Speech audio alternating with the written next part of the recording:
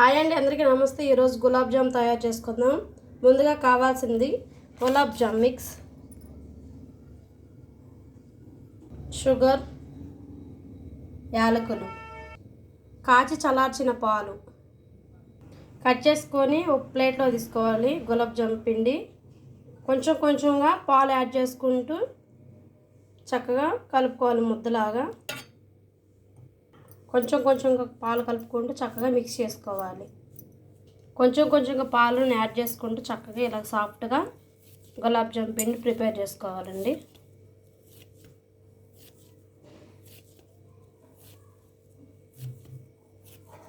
చాలా సాఫ్ట్గా కలిపేసి ఉంచుకోవాలి.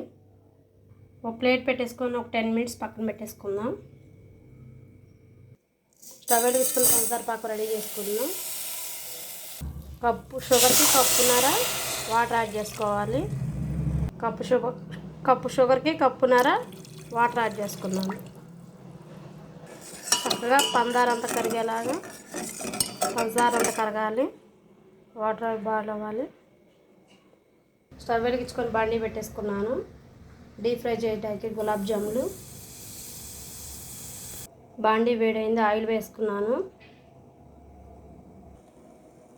షుగర్ సిరప్ వేద్దాం ఒకసారి. చక్కగా షుగర్ అంతా కరిగిపోవాలి.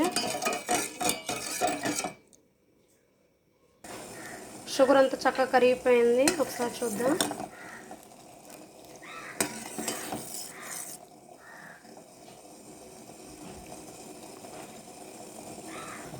దంచి పెట్టుకుని యాలకుల పౌడర్ యాడ్ చేసుకున్నాం.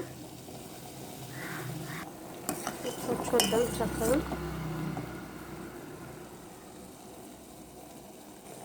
షుగర్ సిరప్ రెడీ అయింది. స్టవ్ ఆఫ్ చేసుకుందాం.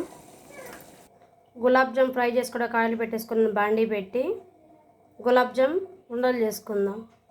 చక్కగా బాల్స్లా చేసుకోవాలి గులాబ్ జామ్ ఉండలు. ఆయిల్ వేడైంది, స్లోగా వేసుకుందాం. సిమ్లో ఉంచుకోవాలి.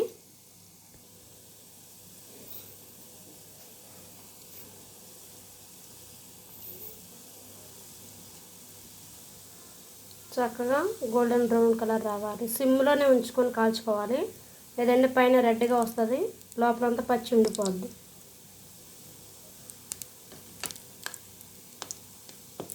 చక్కగా సిమ్లో పెట్టేసుకొని ఫ్రై చేసేసుకోవాలి.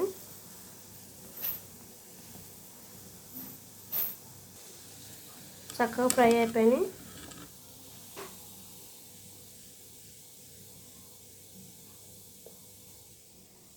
షుగర్ సిరప్లో వేసుకోవాలి.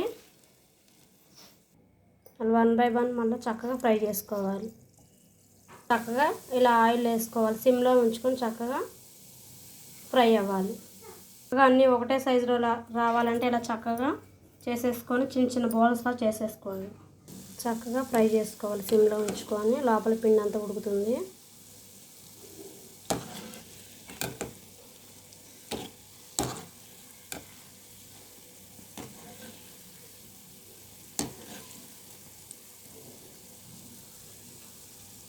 చక్కగా ఫ్రై అయినాయి.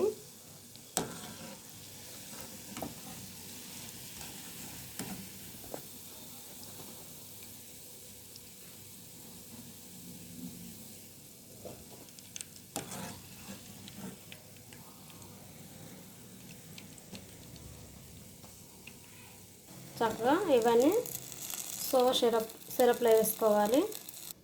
అంతేనండి, గులాబ్ జామ్ రెడీ అయిపోయింది. సింపుల్ అండ్ టేస్టీ, పిల్లలకి ఎంతో ఇష్టమైన గులాబ్ జామ్ రెడీ అయిపోయింది. నేను చేసిన గులాబ్ జామ్ కనుక మీకు నచ్చినట్లయితే లైక్ చేయండి, షేర్ చేయండి, మా ఛానల్ని సబ్స్క్రైబ్ చేసుకోండి ఫ్రెండ్స్. బాయ్.